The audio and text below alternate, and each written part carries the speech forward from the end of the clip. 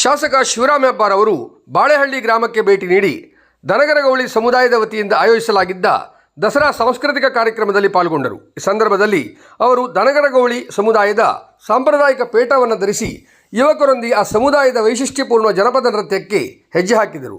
ದನಗರಗೌಳಿ ಸಮುದಾಯದ ಪರಂಪರೆಯ ನೃತ್ಯ, ಸಂಗೀತ ಹಾಗೂ ಕಲಾ ಸಂಸ್ಕೃತಿಯನ್ನು ಉತ್ತೇಜಿಸುವ ಉದ್ದೇಶದಿಂದ ನಡೆದ ಈ ಕಾರ್ಯಕ್ರಮವು ಸ್ಥಳೀಯರಲ್ಲಿ ಉತ್ಸಾಹ ಮೂಡಿಸಿತು. ಶಾಸಕರ ಪಾಲ್ಗೊಳ್ಳುವಿಕೆ ಕಲಾ ಪರಂಪರೆಯ ಮಹತ್ವವನ್ನು ಮತ್ತಷ್ಟು ಎತ್ತಿ ತೋರಿಸಿತು.